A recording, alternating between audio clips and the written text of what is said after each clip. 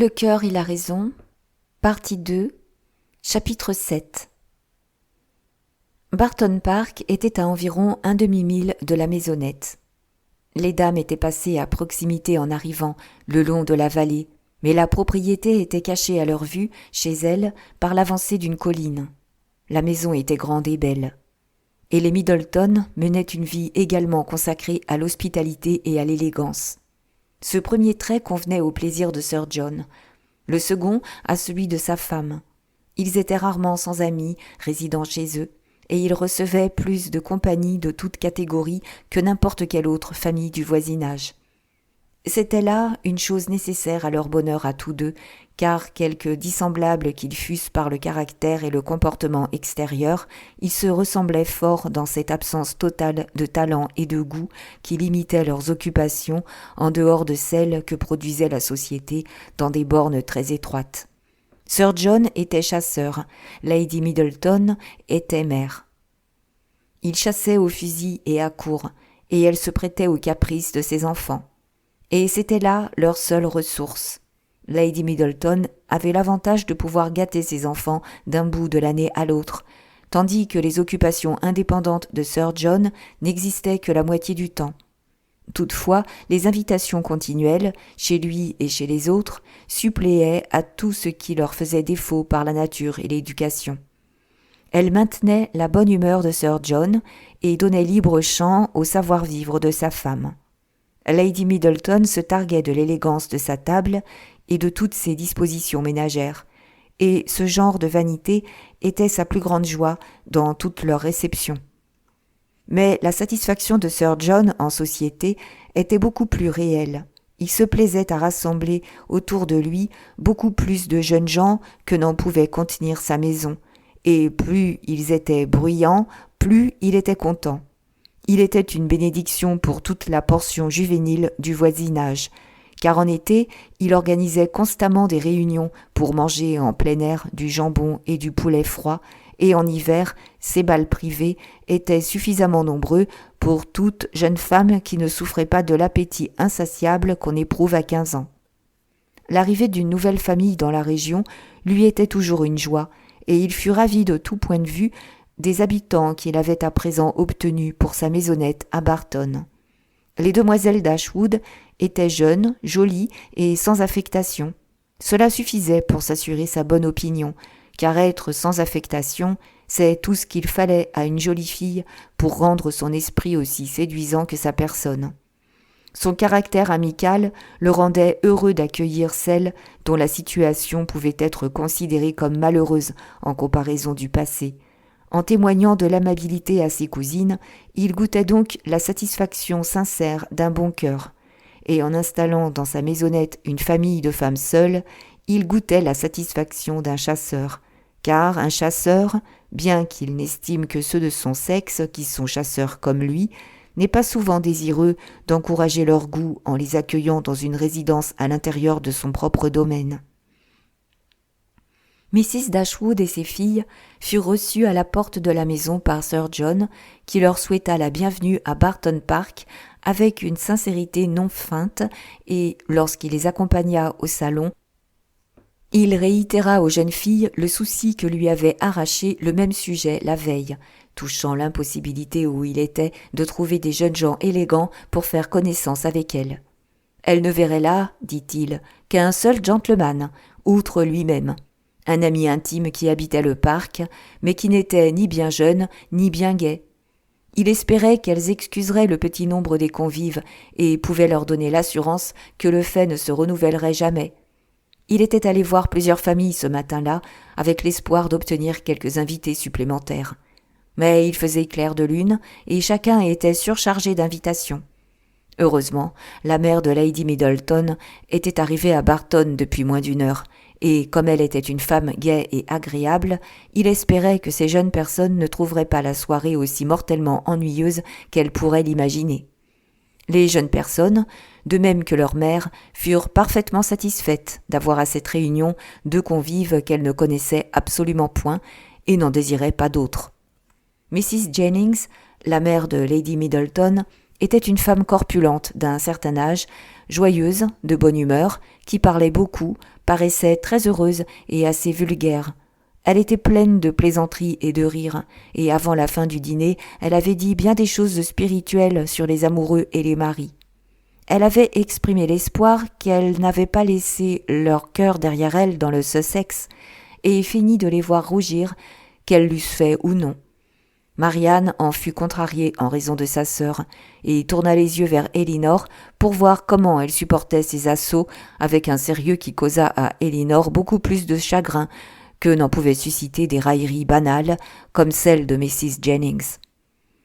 Le colonel Brandon, l'ami de Sir John, ne semblait pas plus adapté, par la similitude des façons, à être son ami, que ne l'était Lady Middleton à être sa femme, ou Mrs. Jennings à être la mère de Lady Middleton.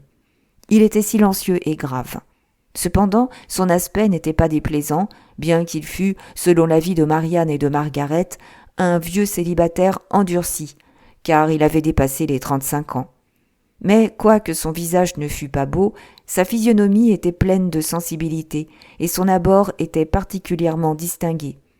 Il n'y avait rien, chez aucun des convives, qui pût les recommander comme compagnons pour les Dashwood, mais la froide insipidité de Lady Middleton était si particulièrement répulsive que, par comparaison, la gravité du colonel Brandon et même la gaieté bruyante de Sir John et de sa belle-mère étaient intéressantes. Lady Middleton ne sembla s'animer et prendre quelque plaisir que par l'entrée de ses 4 enfants turbulents après le dîner, lesquels la tiraillèrent en tous sens, lui déchirèrent ses vêtements et mirent fin à tout genre de conversation, hormis ce qui se rapportait à eux. Dans la soirée, comme on découvrit que Marianne était musicienne, elle fut invitée à jouer. L'instrument n'était pas fermé à clé, chacun se prépara à être charmé, et Marianne, qui chantait fort bien, interpréta à leur requête les principales d'entre les chansons que Lady Middleton avait introduites dans la famille lors de son mariage et qui, peut-être, étaient restées depuis ce jour dans la même position sur le pianoforte. Car Milady avait célébré cet événement en renonçant à la musique, bien qu'au dire de sa mère, elle eût joué extrêmement bien et que, d'après elle, elle l'aima beaucoup. L'audition de Marianne fut fort applaudie. Sir John se montra bruyant dans son admiration à la fin de chaque chanson et aussi bruyant dans sa conversation avec les autres au cours de chacune d'elles.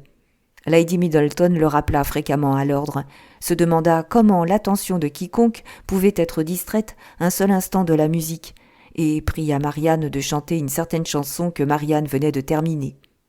Le colonel Brandon, seul de tous les convives, l'écouta sans se perdre en expressions de ravissement. Il lui accorda simplement le compliment de son attention.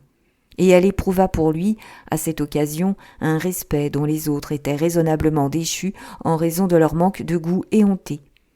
Le plaisir que causait la musique au colonel, bien qu'il ne se haussât pas à ce délice extatique qui seul pouvait sympathiser avec le sien, était estimable, par contraste avec l'affreuse insensibilité des autres. Et elle était assez raisonnable pour admettre qu'un homme de 35 ans pouvait fort bien avoir passé l'âge de toute acuité de sentiment et de toute faculté exquise de jouissance.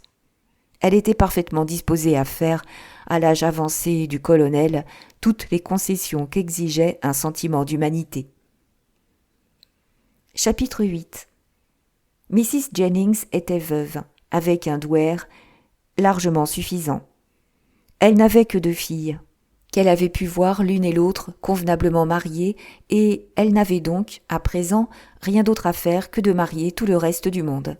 Elle déployait un zèle actif à réaliser ce dessein, dans la mesure où s'étendaient ses aptitudes, et ne manquait aucune occasion de projeter des mariages parmi tous les jeunes gens de sa connaissance. Elle était remarquablement prompte à découvrir des affections, et avait pris plaisir à susciter la rougeur et la vanité de bien des jeunes filles par des insinuations du pouvoir qu'elles exerçaient sur tel jeune homme. Et ce genre de discernement lui permit, peu après son arrivée à Barton, de décréter d'une façon décisive que le colonel Brandon était fort épris de Marianne Dashwood. Elle soupçonna un peu qu'il en était ainsi dès la première soirée qu'ils passèrent ensemble, du fait qu'il eût écouté si attentivement tandis qu'elle chantait pour eux. Et quand cette visite fut rendue, le jour où les Middleton dînèrent à la maisonnette, elle s'en assura par la façon dont il l'écouta à nouveau. Il fallait qu'il en fût ainsi. Elle en était parfaitement convaincue. Ce serait un mariage excellent, car il était riche et elle était belle. Mrs. Jennings avait eu à cœur de voir le colonel Brandon bien marié dès que ses attaches avec Sir John le lui avaient fait connaître, et elle avait toujours le vif désir de trouver un bon mari pour toutes les jolies filles. L'avantage immédiat pour elle-même n'était nullement insignifiant, car cette idée lui fournit des plaisanteries sans fin à l'adresse de l'un et de l'autre. Au parc, elle raillait le colonel, et à la maisonnette, Marianne. Pour celui-là, sa raillerie était probablement, dans la mesure où elle ne concernait que lui seul, parfaitement indifférente. Mais pour celle-ci, elle fut d'abord incompréhensible. Et lorsque l'objet en fut compris, elle sut à peine s'il convenait plutôt de rire de son absurdité ou d'en censurer l'impertinence, car elle la considérait comme une critique sans pitié de l'âge avancé du colonel et de sa condition désespérée de vieux garçon. Mrs. Dashwood, qui ne considérait pas un homme de 5 ans son cadet comme étant si excessivement vieux qu'il le paraissait à l'imagination juvénile de sa fille, se hasarda à exonérer Mrs. Jennings du reproche d'avoir vraisemblablement voulu jeter le ridicule sur son âge. « Mais du moins, maman, vous ne pouvez nier l'absurdité de l'accusation, bien que vous ne la croyiez peut-être pas intentionnellement méchante. Le colonel Brandon est certainement plus jeune que Mrs. Jennings, mais il est assez vieux pour être mon père. Et s'il a jamais été suffisamment animé pour être amoureux, il a dû dépasser depuis longtemps l'âge de toute sensation de ce genre. C'est par trop ridicule. Quand donc un homme sera-t-il à l'abri de pareils traits d'esprit, si l'âge et les infirmités ne l'en protègent ? »« Les infirmités, dit Elinor. Traites-tu le colonel Brandon d'infirme ? Je suppose facilement que son âge puisse te paraître beaucoup plus considérable qu'à ma mère, mais tu ne peux guère te duper quant au fait qu'il a l'usage de ses membres. Tu ne l'as pas entendu se plaindre d'un rhumatisme, et n'est-ce pas là l'infirmité la plus commune de l'âge à son déclin ? Ma chère enfant, dit sa mère en riant, à ce compte, tu dois vivre dans la terreur continuelle de ma décrépitude, et il doit te sembler miraculeux que ma vie se soit prolongée jusqu'à l'âge avancé de 40 ans. Maman, vous ne me rendez pas justice. Je sais fort bien que le colonel Brandon n'est pas assez vieux pour que ses amis appréhendent déjà de le perdre dans le cours naturel des choses. Il se peut qu'il vive encore 20 ans, mais 35 ans, cela n'a rien à voir avec le mariage. Peut-être, dit Elinor, est-il préférable que 35 et 17 n'aient rien à voir. Ensemble, avec le mariage. Mais s'il se trouvait par hasard une femme qui fût célibataire à 27 ans, je ne crois pas que les 35 ans du colonel Brandon constituent une objection à ce qu'il l'épouse. « Une femme de 27 ans, dit Marianne après un instant de silence, ne pourra jamais espérer ressentir ou inspirer de nouveau l'affection, et si son foyer manque d'agrément, ou si sa fortune est mince, je puis supposer qu'elle pourrait se résoudre à se plier au rôle d'infirmière, pour s'assurer les avantages et la sécurité d'une épouse. Il n'y aurait donc rien de malséant dans le fait qu'il épousât une telle femme. Ce serait un contrat de convenance et le monde serait satisfait. À mes yeux, ce ne serait nullement un mariage, mais cela ne serait rien. Pour moi, cela me ferait l'effet d'un simple échange commercial, dans lequel chacun désirerait trouver son profit aux dépens de l'autre. « Il serait impossible, je le sais, répondit Elinor, de te convaincre qu'une femme de 27 ans puisse éprouver envers un homme de 35 quoi que ce soit d'assez proche de l'amour pour faire de lui un compagnon désirable pour elle. Mais je suis forcée de m'opposer à ce que tu condamnes le colonel Brandon et sa femme à la réclusion constante dans une chambre de malade, simplement parce qu'il s'est par hasard plaint hier, journée fort froide et humide, d'une légère sensation rhumatismale à l'une de ses épaules. « Mais il a parlé de gilet de flanelle, dit Marianne. Et pour moi, un gilet de flanelle se rattache invariablement aux douleurs, aux crampes, au rhumatisme, et à toutes sortes de maux qui peuvent affliger les vieux et les affaiblis. Si seulement il avait été pris d'une fièvre violente, tu n'aurais pas eu pour lui la moitié de ce mépris. Avoue-le, Marianne, n'y a-t-il pas pour toi quelque chose d'intéressant dans la joue rougie, l'œil creusé et le pouls rapide d'une fièvre ? Peu après cet entretien, Elinor ayant quitté la pièce. « Maman, dit Marianne, à propos de maladie, je suis prise d'une inquiétude que je ne puis vous dissimuler. Je suis sûre qu'Edward Ferrars ne va pas bien. Voilà près de 15 jours que nous sommes ici, et pourtant il ne vient pas. Il n'est qu'une indisposition réelle qui ait pu occasionner ce retard extraordinaire.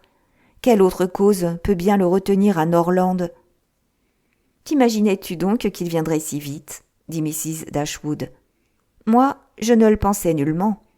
Au contraire, si tant est que j'ai éprouvé quelque inquiétude à ce sujet, ça a été à me souvenir qu'il a parfois manifesté un manque de plaisir et d'empressement à accepter nos invitations quand je lui ai parlé de venir à Barton. Elinor l'attend-elle déjà ? Je ne lui en ai jamais dit un mot, mais cela va de soi. Je crois plutôt que tu te trompes, car quand je lui ai parlé hier de commander une grille neuve pour la chambre d'amis, elle m'a fait remarquer que cela ne présentait aucune urgence, car on n'aurait probablement pas besoin de la chambre d'ici quelque temps. Comme c'est étrange, qu'est-ce que cela peut vouloir dire ? Mais toute leur attitude de l'un envers l'autre a été inexplicable. Comme leurs derniers adieux étaient froids et calmes, comme leur conversation a été languissante le dernier soir qu'ils ont passé ensemble. Dans les adieux d'Edward, il n'y a rien eu qui distinguât entre Elinor et moi.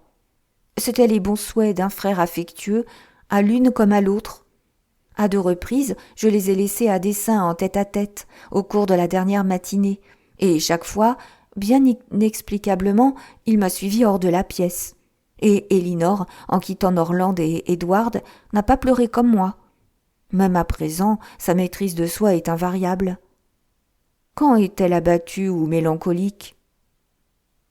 Quand essaye-t-elle d'éviter la compagnie, ou y paraît-elle agitée et peu satisfaite ? Chapitre 9. Les Dashwood étaient à présent installés à Barton dans des conditions de confort raisonnables. La maison et le jardin, avec tous les objets qui les environnaient, étaient maintenant devenus familiers. Et elle se livrait de nouveau, avec beaucoup plus de plaisir que Norland n'avait pu en offrir depuis la perte de leur père, aux occupations qui avaient donné à Norland la moitié de ses charmes. Sir John Middleton, qui leur fit visite tous les jours au cours de la première quinzaine, et qui n'était pas habitué à voir beaucoup d'activité chez lui, ne put dissimuler sa stupéfaction en les trouvant toujours occupés. Leurs visiteurs, à l'exception de ceux de Barton Park, n'étaient pas nombreux, car, en dépit des prières instantes de Sir John, qui insistait pour qu'elle fréquentasse davantage les gens du voisinage, et ne cessait de leur donner l'assurance que sa voiture était toujours à leur disposition, l'indépendance de caractère de Mrs. Dashwood surmonta son désir de compagnie pour ses enfants, et elle refusa résolument de rendre visite à toute famille trop éloignée pour qu'elle pût s'y rendre à pied. Peu nombreuses étaient celles qui pouvaient être classées ainsi, et parmi elles, toutes n'étaient point accessibles. À environ 1,5 miles de la maisonnette, le long de la vallée étroite et serpentante d'Allenham, qui faisait suite à celle de Barton, ainsi qu'il a été décrit précédemment, les jeunes filles avaient découvert, dès l'une de leurs premières promenades, un manoir ancien, d'aspect respectable, qui, en leur rappelant quelque peu Norland, avait frappé leur imagination et leur avait fait désirer de le connaître davantage.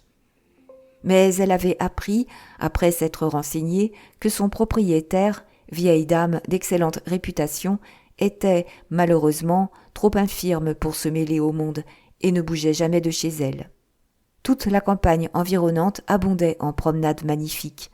Les collines élevées, qui les invitaient, de presque toutes les fenêtres de la maisonnette, à rechercher le plaisir exquis de l'air sur leur sommet, étaient un dérivatif heureux lorsque la boue des vallées plus basses leur interdisait leur beauté supérieure. Et c'est vers l'une de ces collines que Marianne et Margaret portèrent leurs pas, par une matinée mémorable, attirés par le soleil intermittent d'un ciel de giboulée et incapables de supporter plus longtemps la réclusion qu'avait occasionnée la pluie continuelle des 2 journées précédentes. Le temps n'était pas assez tentant pour faire quitter aux 2 autres leurs crayons et leurs livres, en dépit de la déclaration de Marianne qui assura que la journée serait durablement belle et que tous les nuages menaçants seraient écartés de leurs collines. et les deux jeunes filles se mirent donc en route ensemble. Elles gravirent gaiement les coteaux, savourant leur propre pénétration chaque fois qu'elles apercevaient le ciel bleu. Et lorsqu'elles recevaient en plein visage les bouffées stimulantes d'un vent violent de suroît, elles prenaient en pitié les craintes qui avaient empêché leur mère et Elinor de prendre part à des sensations aussi délicieuses. « Y a-t-il un bonheur au monde, dit Marianne, supérieur à celui-ci ? Margaret, nous allons nous promener ici au moins pendant 2 heures. » Margaret acquiesça, et elles poursuivirent leur chemin contre le vent, lui résistant avec un plaisir rieur pendant encore une 20aine de minutes. Lorsque soudain, les nuages se rassemblèrent au-dessus de leur tête, et une pluie battante les fouetta en plein visage. Chagrinées et surprises, elles furent obligées, quoique à contre-cœur, de faire demi-tour, car il n'y avait pas d'abri plus proche que leur propre maison. Il leur restait pourtant une consolation, à laquelle l'exigence du moment donnait une bienséance plus qu'habituelle. C'était de redescendre en courant à toute vitesse le flanc escarpé de la colline qui conduisait tout droit à la barrière du jardin. Elles se mirent en route. Marianne prit d'abord les devants, mais un faux pas la fit soudain choir à terre, et Margaret, incapable de s'arrêter pour lui venir en aide, fut emportée involontairement et atteignit sans encombre le pied de la colline.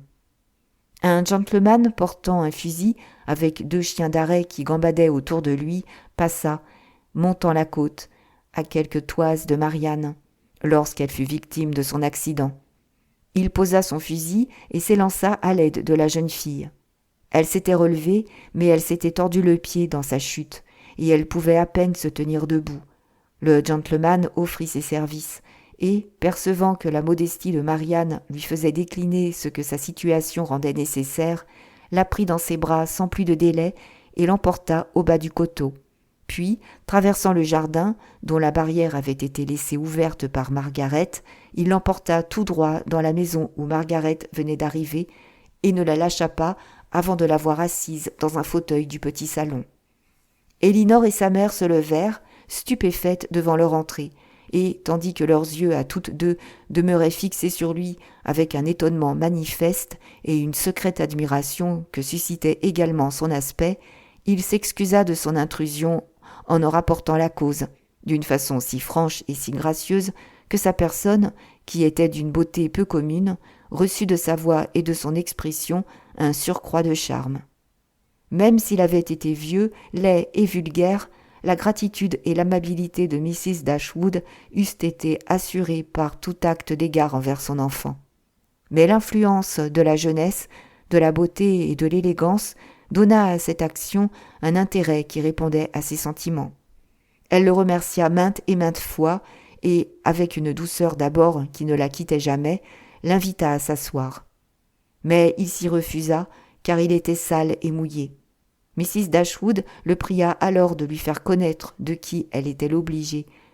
Son nom, répondit-il, était Willoughby, et il habitait présentement Allenham, d'où il espérait qu'elle lui permettrait d'avoir l'honneur de venir lui faire visite le lendemain pour prendre des nouvelles de Miss Dashwood. Cet honneur lui fut accordé avec empressement, après quoi il partit, pour se rendre encore plus intéressant, sous une forte pluie. Sa beauté virile et sa grâce, plus que communes, furent à l'instant le thème de l'admiration générale, et les rires que sa galanterie suscita à l'encontre de Marianne reçurent, de ses attraits extérieurs, une vigueur toute particulière. Marianne elle-même en avait moins vu de sa personne que toutes les autres, car la confusion qui lui avait empourpré le visage lorsqu'il l'avait prise dans ses bras pour la soulever de terre avait dérobé chez elle toute faculté de le regarder après qu'ils étaient entrés dans la maison. Mais elle l'avait suffisamment vu pour se joindre à toute l'admiration des autres, et avec une vigueur qui ornait toujours ses louanges. Par sa personne et par son air, il était à la hauteur de ce que l'imagination de Marianne avait toujours tracé pour le héros d'une histoire préférée, et il y avait, dans le fait qu'il l'eût emporté jusqu'à la maison avec si peu de formalisme préliminaire, une rapidité de pensée qui lui recommandait tout particulièrement cette action. Chacune des circonstances qui s'y rapportaient était intéressante, Son nom sonnait bien, sa résidence était dans leur village préféré, et elle découvrit bien vite que, de tous les accoutrements virils, une veste de chasse est le plus saillant. Son imagination se donna libre cours, ses réflexions furent agréables, et la douleur d'une cheville foulée fut oubliée. Sir John vint les voir aussitôt qu'un intervalle de beau temps, ce matin-là, lui permit de sortir. Et l'accident de Marianne lui ayant été conté, on lui demanda avidement s'il connaissait un gentleman du nom de Willoughby à Allenham. « Willoughby » s'écria Sir John. « Comment ? Il est dans la région ? Mais voilà une bonne nouvelle. Je vais aller jusque chez lui demain et l'inviter à dîner pour jeudi. »« Vous le connaissez donc ?» dit Mrs. Dashwood. « Si je le connais. Mais comment donc ? Voyons, il vient par ici tous les ans. »« Et quel genre de jeune homme est-ce ? » ?»« Le meilleur garçon qui ait jamais existé, je vous l'assure. Il tire fort convenablement, et il n'y a pas en Angleterre de cavalier plus hardi. »« Est-ce donc là tout ce que vous pouvez dire en sa faveur ?» s'écria Marianne d'un ton indigné. « Mais quelles sont ses façons, quand on le connaît plus intimement ? Quelles sont ses occupations, ses talents, son génie ?» Sir John fut assez intrigué. « Sur mon âme, dit-il, je ne le connais pas beaucoup sous ce jour-là, mais c'est un garçon agréable, qui a bon caractère, et il possède un pointeur noir, qui est bien la petite chienne la plus gentille que j'ai jamais vue. L'avait-il sorti aujourd'hui ?» Mais Marianne ne fut pas plus capable de le satisfaire quant à la couleur du chien d'arrêt de M. Willoughby qu'il n'avait pu lui décrire les nuances de son esprit. « Mais qui est-il » dit Elinor. « D'où vient-il ? Possède-t-il une maison à Allenham ?» Sur ce point, Sir John put donner des renseignements plus certains, et il leur dit que M. Willoughby n'avait pas de propriété à lui dans la région, qu'il n'y résidait que lorsqu'il était en visite chez la vieille dame d'Allenham Court, qui était sa parente, et des biens de qui il devait hériter. Il ajouta « Oui, il constitue certes une bonne prise. Je puis vous l'affirmer, Miss Dashwood. Il possède en outre un joli petit domaine à lui, dans le Somersetshire. Et si j'étais de vous, je ne le céderais pas à ma sœur cadette, malgré toute cette histoire de dégringolade en descendant la côte. Il ne faut pas que Miss Marianne s'attende à avoir tous les hommes pour elle seule. Brandon va être jaloux si elle n'y fait attention. »« Je ne crois pas, » dit Mrs. Dashwood avec un sourire de bonne humeur, « que Mr. Willoughby sera incommodé par les tentatives de l'une ou l'autre de mes filles en vue d'en faire ce que vous appelez une bonne prise. Ce n'est pas là un emploi en vue duquel elles ont été élevées. Les hommes sont bien en sécurité auprès de nous, quelque riches qu'ils soient. Toutefois, je suis contente de constater, d'après ce que vous dites, que c'est un jeune homme convenable, et dont la connaissance ne sera pas indésirable. »« C'est bien. À ce que je crois, le meilleur garçon qui ait jamais vécu, » répéta Sir John. « Je me souviens qu'à Noël dernier, lors d'une petite sauterie au parc, il a dansé de 8 heures jusqu'à 4 heures, sans s'asseoir une seule fois. »« Vraiment ?» s'écria Marianne, les yeux étincelants. « Et avec élégance, avec entrain ?»« Oui, et il a été debout dès 8 heures pour aller courre le gibier. »« Voilà ce qu'il me plaît. C'est là ce que doit être un jeune homme. Quelles que soient ses occupations, son ardeur n'y devrait connaître nulle modération et ne lui laisser aucune sensation de fatigue. »« Oui, je vois ce qu'il en est, » dit Sir John. « Je vois ce qu'il en est. Voilà que vous allez vous mettre à entreprendre sa conquête et vous ne penserez plus à ce pauvre Brandon. »« C'est là une expression, Sir John, » dit Marianne avec chaleur, « qui me déplaît particulièrement. J'abhorre toutes les formules banales qui se proposent d'être spirituelles, et entreprendre la conquête d'un homme et jeter son dévolu sont les plus odieuses de toutes.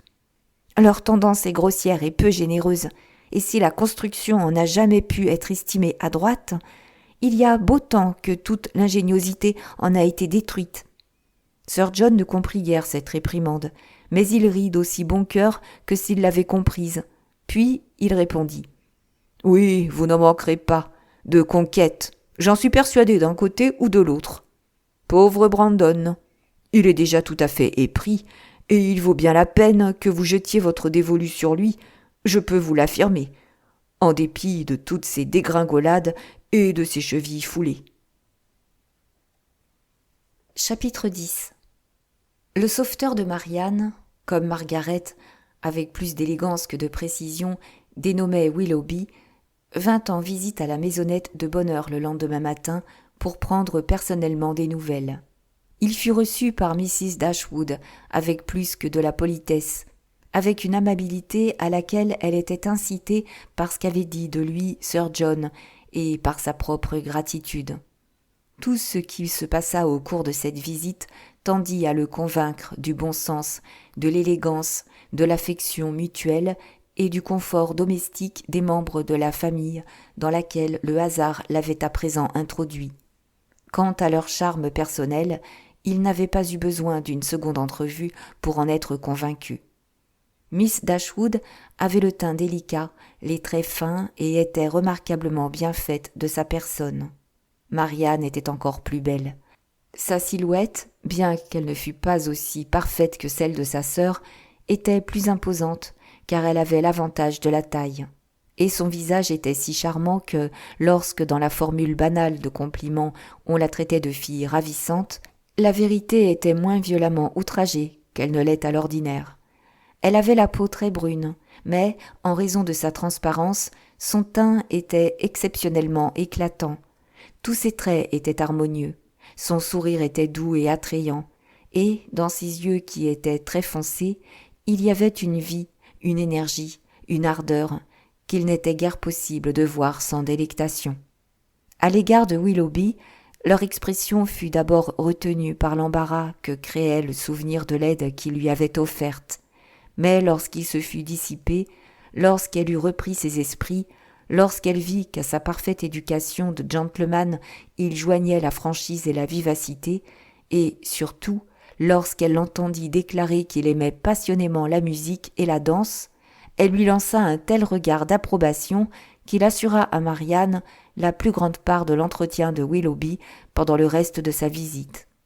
Il suffisait de parler devant Marianne de quelque amusement préféré pour l'engager à causer. Elle était incapable de se taire quand on abordait des questions de ce genre, et elle n'éprouvait ni timidité ni réserve à en discuter. Ils découvrirent rapidement que leur goût pour la danse et la musique était commun, et qu'ils provenaient d'une conformité générale de jugement sur tout ce qui touchait à l'un ou à l'autre de ces sujets. Encouragée de ce chef à un examen plus complet de ses opinions, elle se mit à l'interroger sur les livres. Elle mit en avant ses auteurs préférés et y insista avec un plaisir tellement ravi qu'il eût fallu certes que tout jeune homme de 25 ans fût bien insensible pour ne pas devenir immédiatement un partisan de l'excellence de ses ouvrages, à quelque point qu'il eût pu les négliger au préalable. Leurs goûts étaient étonnamment semblables. Les mêmes livres, les mêmes passages étaient idolâtrés par l'un et l'autre. Ou, s'il apparaissait quelque différence, si quelque objection était soulevée, elle ne durait que jusqu'à ce que Marianne eût pu déployer toute la force de ses arguments et l'éclat de ses yeux. Il acquiesça à toutes ses décisions, se laissa gagner par tout son enthousiasme, et bien avant que la visite ne prît fin, il conversait avec la familiarité d'une connaissance depuis longtemps établie. « Eh bien, Marianne, dit Elinor, dès qu'il les eut quittés, je crois que tu as passablement réussi pour une matinée. Tu t'es déjà rendu compte de l'opinion de M. Willoughby sur à peu près toutes les questions de quelque importance. Tu sais ce qu'il pense sur Cowper et sur Scott. Tu es sûr qu'il estime leur beauté comme il convient. Et tu as reçu toute assurance sur le fait qu'il n'admire Pope que dans la mesure qu'il se doit. Mais comment votre connaissance se soutiendra-t-elle après avoir passé en revue avec une rapidité aussi extraordinaire tous les sujets de conversation? Tu auras bientôt épuisé tous tes sujets préférés. Une nouvelle rencontre suffira pour qu'il expose ses sentiments sur la beauté pittoresque et sur les remariages, et alors tu ne pourras plus rien avoir à lui demander.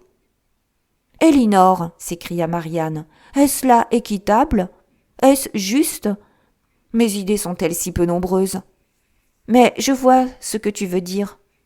J'ai été trop à mon aise, trop heureuse, trop franche. J'ai péché contre toutes les idées banales du décorum. J'ai été ouverte et sincère, alors que j'aurais dû me montrer réservée, sans ardeur, terne et fourbe. Si je n'avais parlé que du temps qu'il fait et de l'état des chemins, et si je n'avais parlé qu'une fois en 10 minutes, ce reproche m'aurait été épargné. »« Ma chérie, dit sa mère, il ne faut pas te froisser de ce que dit Elinor. Elle n'a fait que plaisanter. Je la gronderais moi-même si elle était capable de désirer refouler la joie de ta conversation avec notre nouvelle amie. » Marianne fut radoucie en un instant. Willoughby, de son côté, manifesta toutes les preuves du plaisir pris à leur connaissance que pouvait offrir un désir évident à la poursuivre. Il vint les voir tous les jours. Il prit d'abord pour prétexte de demander des nouvelles de Marianne. Mais l'encouragement à le recevoir, auquel chaque jour donnait plus d'amabilité, rendit superflu un tel prétexte avant qu'il eût cessé d'être possible en raison du rétablissement parfait de Marianne. Elle fut condamnée à garder la maison pendant quelques jours, mais jamais réclusion n'avait été moins ennuyeuse. Willoughby était un jeune homme doué de bonnes aptitudes, d'une imagination prompte, d'un entrain fort vif et de façon ouverte et affectueuse. Il était constitué exactement comme il fallait pour engager le cœur de Marianne, car il joignait à tout cela non seulement une personne séduisante, mais une ardeur d'esprit naturel, qui était à présent excitée et accrue par l'exemple de celle de la jeune fille et qui la recommandait à son affection plus que toute autre chose. La compagnie de Willoughby devint peu à peu le plaisir le plus exquis de Marianne.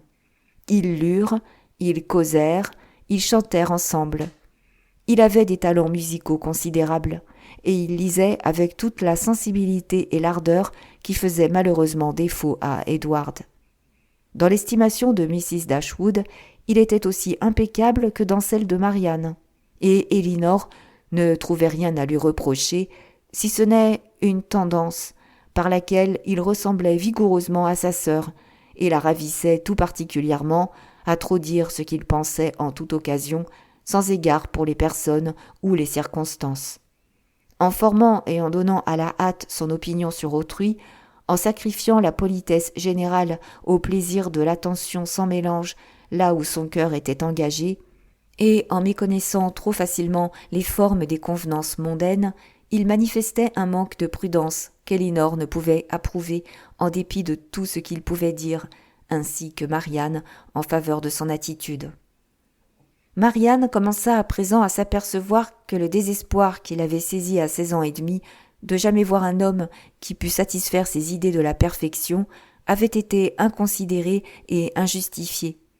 Willoughby était tout ce que son imagination avait tracé en cette heure malheureuse, et en chaque période plus joyeuse, comme susceptible d'attacher son affection. Et la conduite du jeune homme déclarait que ses désirs étaient, à cet égard, aussi sincères que ses capacités étaient grandes.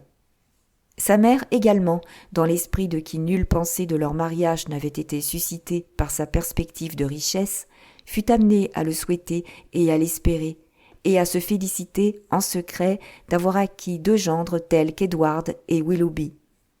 La préférence du colonel Brandon pour Marianne, qui avait été découverte sitôt par les amis de celui-ci, ne commença qu'à présent à devenir perceptible pour Elinor, lorsqu'ils cessèrent de la remarquer. Leur attention et leurs traits d'esprit furent détournés de lui, sur son rival plus heureux. Et les railleries qu'avait encouru l'autre, avant qu'aucune préférence ne fût suscitée, ne se produisirent plus lorsque ses sentiments commencèrent réellement à justifier le ridicule qui accompagne si justement la sensibilité.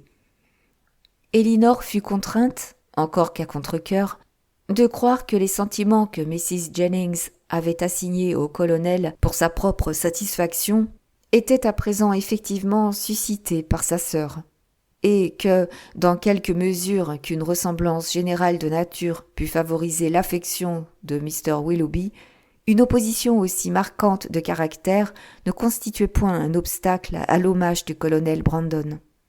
Elle s'en rendit compte avec inquiétude, car que pouvait espérer un homme silencieux de 35 ans, alors qu'on lui en opposait un autre, plein de vivacité, qui en comptait 25, et comme elle ne pouvait même pas souhaiter qu'il réussît, elle souhaita de tout cœur qu'il fût indifférent. Il lui plaisait. Malgré sa gravité et sa réserve, elle voyait en lui un objet d'intérêt, Ses façons, quoique sérieuses, étaient douces, et sa réserve semblait être plutôt le résultat de quelque oppression de son ardeur que d'aucune tristesse naturelle de caractère. Sir John avait laissé tomber des insinuations touchant des blessures et des déceptions passées qui la justifiaient à le prendre pour un homme malheureux, et elle le considérait avec respect et avec compassion. Peut-être le plaignait-elle et l'estimait-elle d'autant plus qu'il était dédaigné de Willoughby et de Marianne, qui, prévenus contre lui parce qu'il n'était ni vif ni jeune, semblaient résolus à sous-estimer ses mérites. « Brandon est exactement un de ces hommes, » dit un jour Willoughby, alors qu'ils parlaient de lui tous ensemble, « dont tout le monde dit du bien et dont personne ne se préoccupe, que tout le monde est ravi de voir et à qui personne ne se souvient de parler. »« Et c'est là exactement ce que je pense de lui, » s'écria Marianne. « Mais ne vous en vantez pas, » dit Elinor, « car c'est injuste de votre part, à l'un et à l'autre.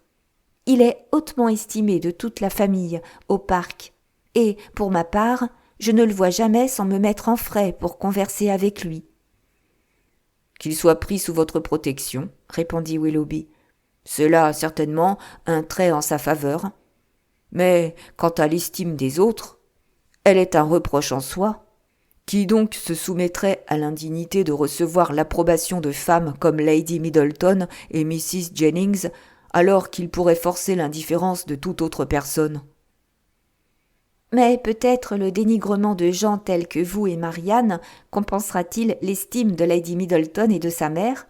Si leurs louanges sont un blâme, il se peut que vos reproches soient des éloges, car elles ne manquent pas plus de discrimination que vous n'êtes prévenue et injuste. Dans la défense de ton protégé, tu es même capable d'être effronté.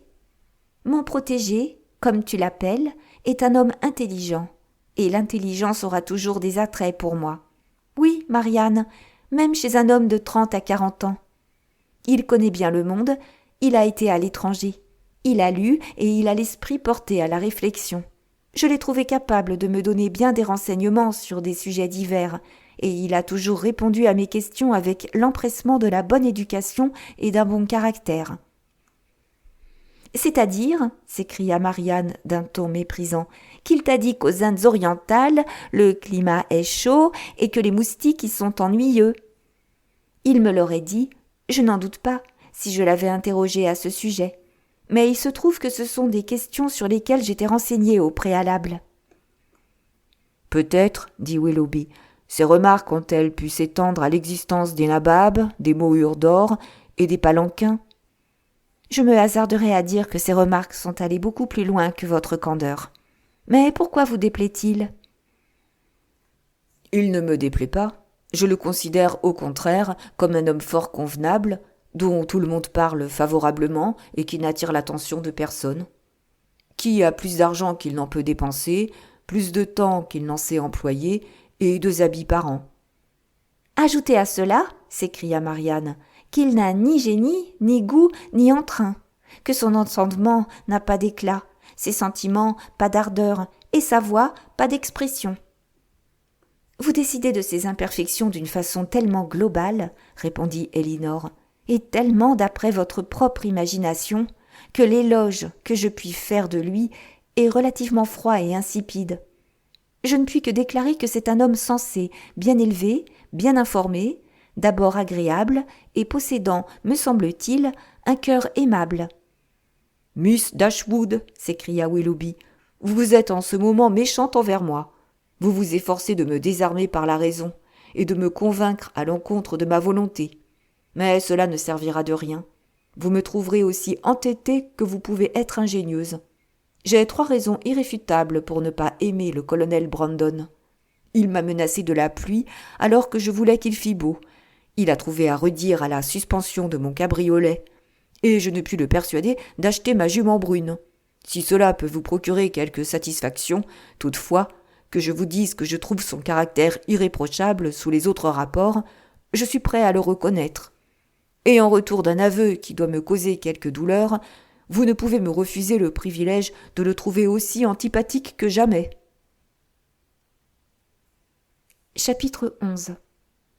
Ni Mrs. Dashwood, ni ses filles n'avaient guère pu s'imaginer, au début de leur arrivée dans le Devonshire, qu'ils se révéleraient, pour occuper leur temps, tant d'obligations mondaines qu'il s'en présenta sous peu, ou qu'elles auraient des invitations assez fréquentes et des visites assez constantes pour leur laisser peu de loisirs de s'adonner à des occupations sérieuses. Ce fut pourtant là ce qui arriva. Quand Marianne fut rétablie, les projets de divertissement chez lui et au dehors, que Sir John avait précédemment conçus, furent mis à exécution. Les bals privés au parc commencèrent alors, et l'on organisa et exécuta des parties de plaisir sur l'eau aussi souvent que le permit un mois d'octobre entrecoupé d'averses. Willoughby fut de toutes les réunions de ce genre, et l'aisance et la familiarité que comportèrent naturellement ces divertissements étaient exactement de nature à conférer une intimité croissante à sa connaissance avec les Dashwood, à lui donner l'occasion de constater les perfections de Marianne, à faire ressortir l'admiration pleine d'entrain qu'il avait pour elle, et à lui faire recevoir, dans l'attitude de celle-ci à son égard, l'assurance la plus pertinente de l'affection de la jeune fille. Elinor ne put être surprise de leur attachement mutuel. Elle eut seulement désiré qu'il se montrât moins ouvertement, et elle se hasarda bien, une fois ou deux, à suggérer à Marianne qu'il serait convenable de marquer quelque maîtrise de soi. Mais Marianne avait en horreur toute dissimulation, là où nulle honte réelle ne pouvait résulter d'un manque de réserve. Et viser à la retenue de sentiments qui n'étaient pas en soi répréhensibles, cela lui paraissait non pas simplement un effort superflu, mais encore un assujettissement honteux de la raison à des idées banales et erronées. Willoughby pensait de même, et leur conduite, à tout moment, fut une illustration de leurs opinions. Lorsqu'il était présent, elle n'avait Dieu pour aucun autre. Tout ce qu'il faisait était bien, tout ce qu'il disait était plein d'esprit. Si leur soirée au parc se terminait par une partie de cartes, il trichait envers lui-même et envers tous les autres invités pour lui faire avoir beau jeu.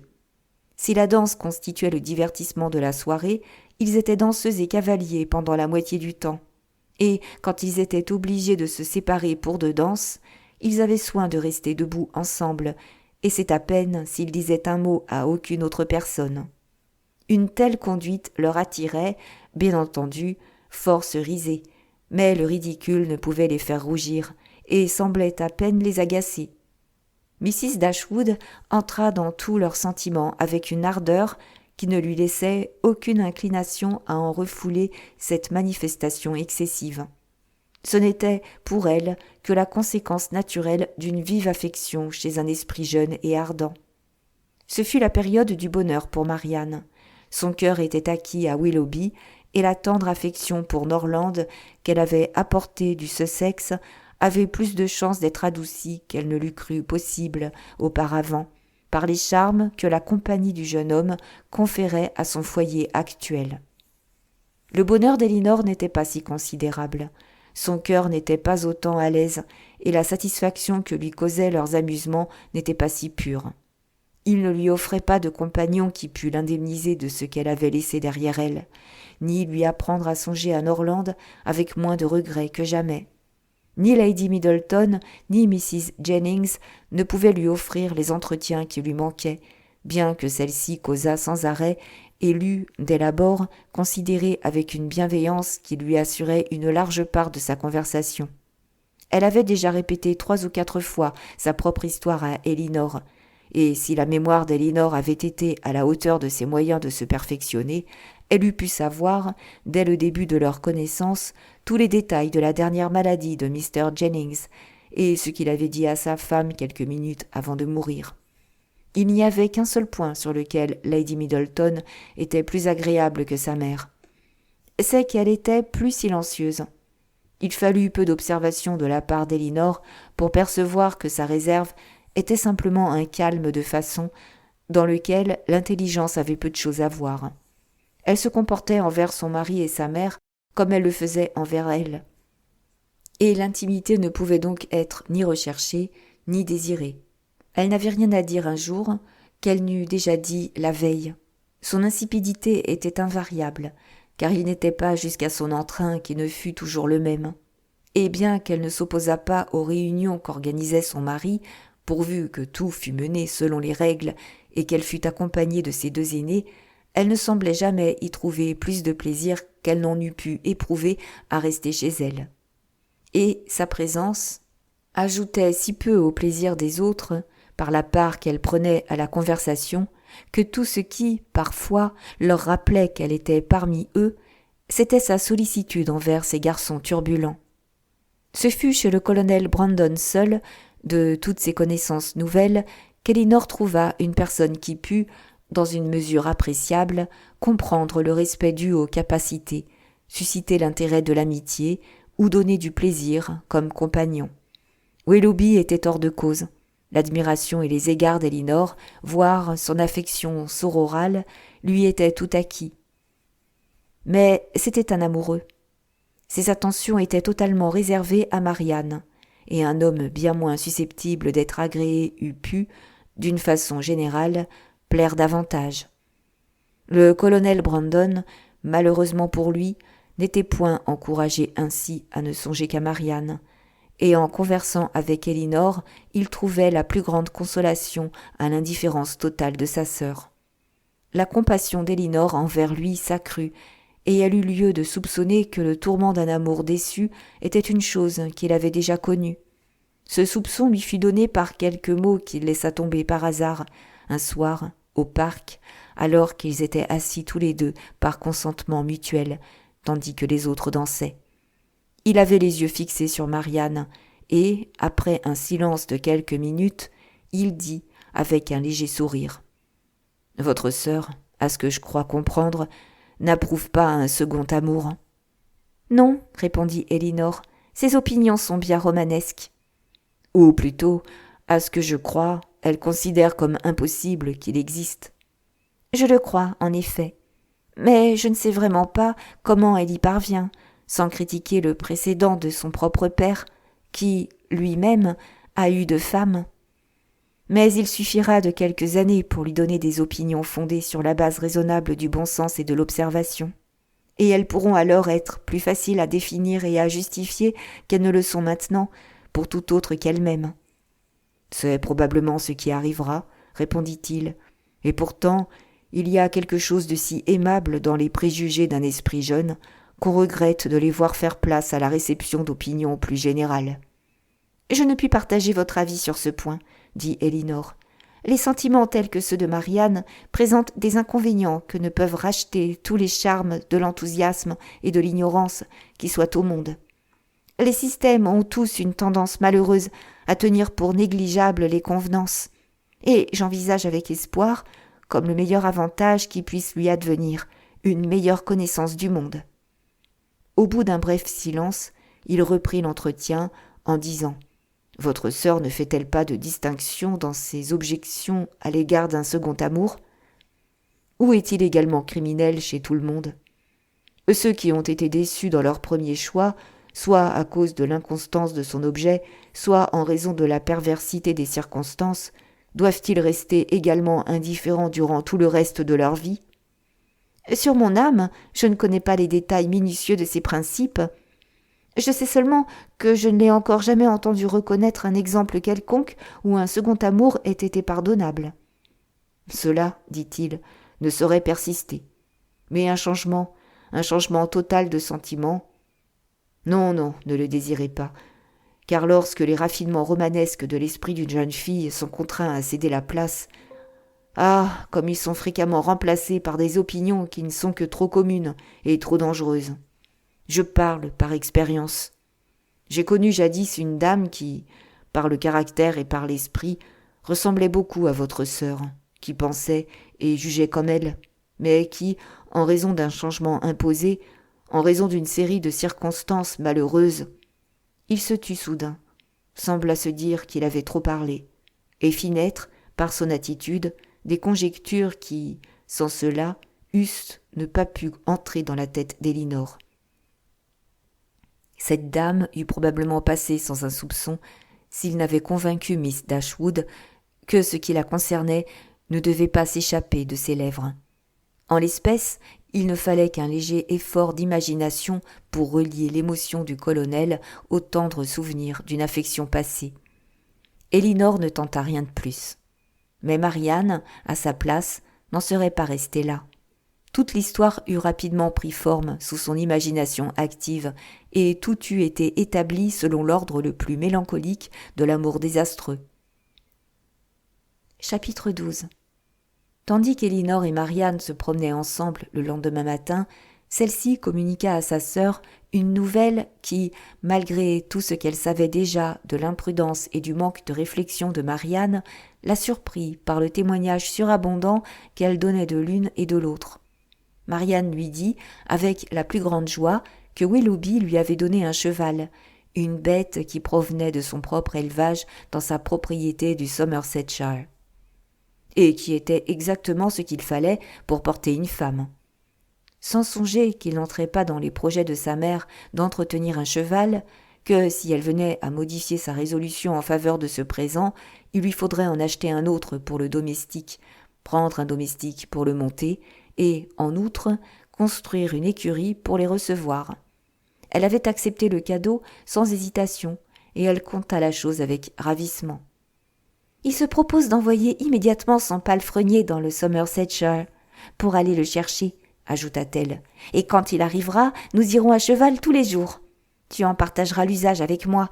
Imagine-toi, ma chère Elinor, le délice d'un galop sur quelques-uns de ces coteaux. » Elle se montra fort récalcitrante à se réveiller d'un tel rêve de félicité, à comprendre toutes les vérités malencontreuses qu'impliquait l'affaire, et pendant quelque temps, elle refusa de s'y soumettre. En ce qui concerne un domestique supplémentaire, la dépense serait insignifiante. Maman, elle en était sûre, ne s'y opposerait certes pas, et n'importe quel cheval suffirait pour lui. Il pourrait toujours en trouver un au parc, et quant à l'écurie, le plus simple des hangars serait suffisant. Elinor se hasarda à émettre un doute sur la convenance qu'il y avait à ce qu'elle reçût un tel présent de la part d'un homme qu'elle connaissait si peu, ou du moins depuis si peu de temps. C'en fut trop. « Tu te trompes, Elinor, » dit-elle avec chaleur, « en supposant que je connais fort peu Willoughby.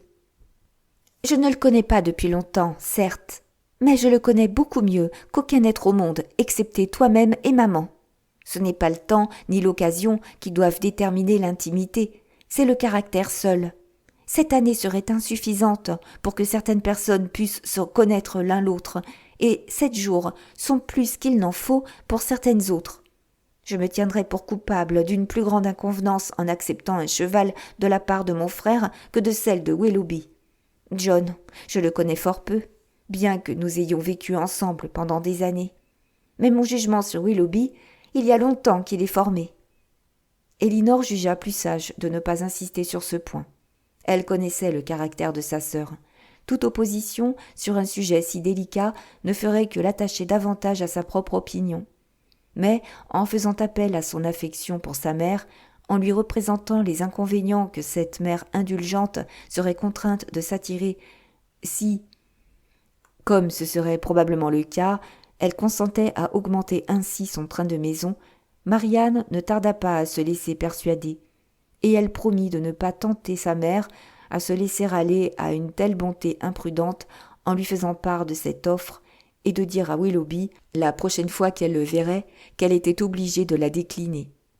Elle tint parole, et quand Willoughby vint à la maisonnette, le même jour, Elinor l'entendit qui lui exprimait à voix basse sa déception d'être contrainte de renoncer à accepter son présent.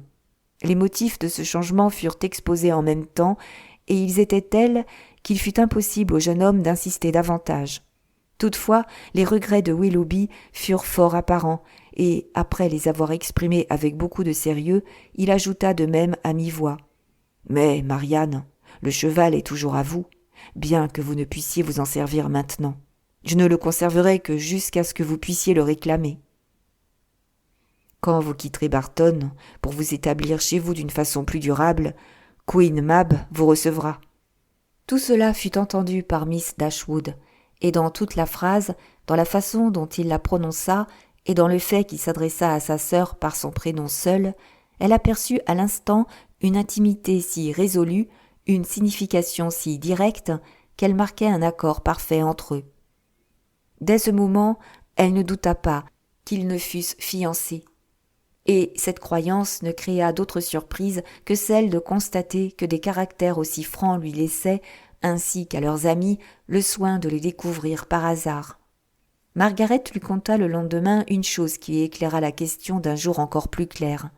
Willoughby avait passé la soirée précédente chez elle, et Margaret, du fait qu'elle fût restée quelque temps dans le petit salon, seule avec lui et Marianne, avait eu l'occasion d'effectuer des observations qu'elle communiqua à sa sœur avec un visage chargé d'importance lorsqu'elles se trouvèrent ensuite seule à seule. « Oh, Elinor !» s'écria-t-elle. « Quel secret j'ai à te dire au sujet de Marianne ! Je suis sûre qu'elle sera, d'ici fort peu de temps, mariée à M. Willoughby. »« Tu as dit cela, » repartit Elinor, « à peu près tous les jours depuis qu'ils se sont rencontrés pour la première fois sur la côte de High Church. Et ils ne se connaissaient pas depuis 8 jours, je crois bien, que tu étais certaine que Marianne portait son portrait autour du cou. Mais il s'est révélé que ce n'était que la miniature de notre grand-oncle. Mais en vérité, ceci est une toute autre affaire. Je suis sûre qu'ils se marieront très prochainement, parce qu'il a une boucle de cheveux de Marianne. Prends garde, Margaret.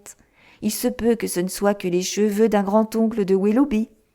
Mais je t'assure, Elinor, que ce sont les cheveux de Marianne.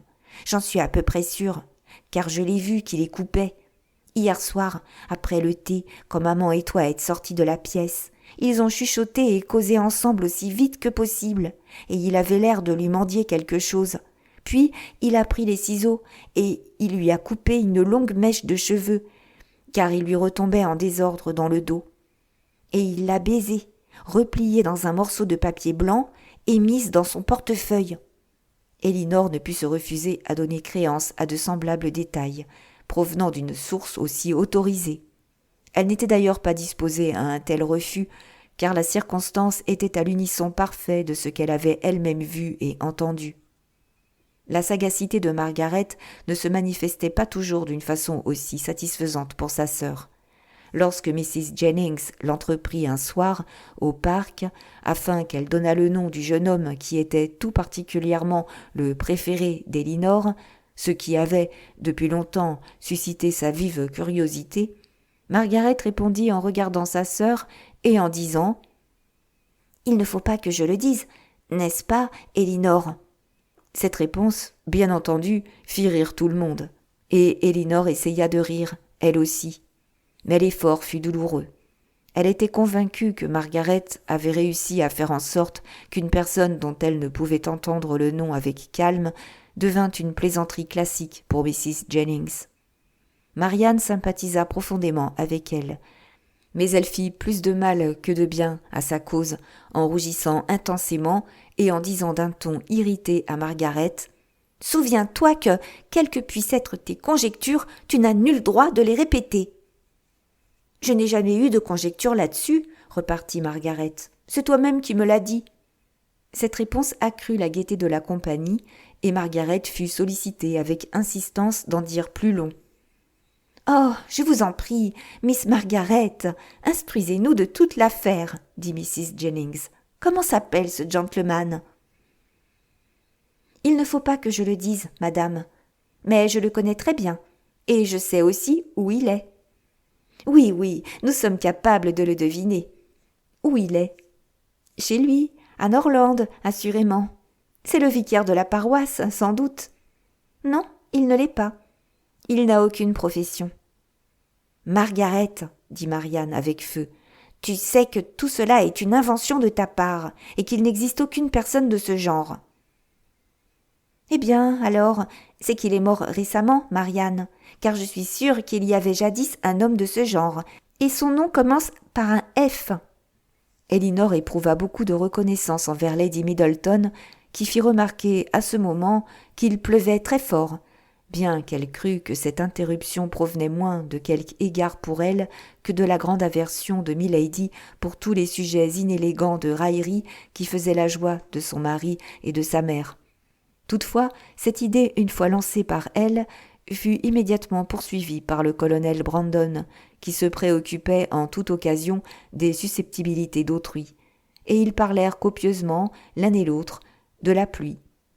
Willoughby ouvrit le pianoforte et pria Marianne de s'y asseoir. Et c'est ainsi, sous les efforts variés de différentes personnes pour abandonner le sujet de conversation, qu'il tomba à plat. Mais Elinor ne se remit pas avec la même facilité de la frayeur dans laquelle il l'avait jetée.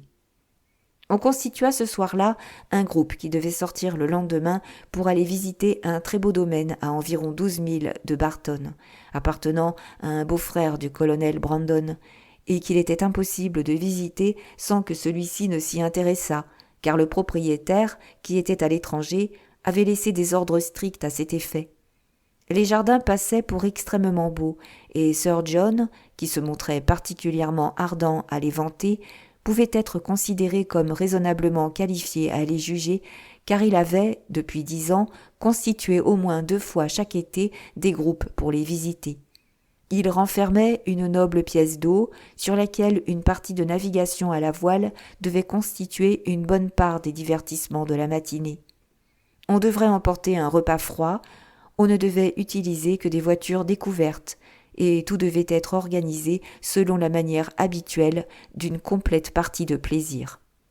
Cela parut, à quelques-unes des personnes de la compagnie, une entreprise assez hardie, étant donné l'époque de l'année et le fait qu'il eût plu tous les jours au cours de la dernière quinzaine. Et Mrs. Dashwood, qui avait déjà un rhume, se laissa persuader par Elinor de rester à la maison.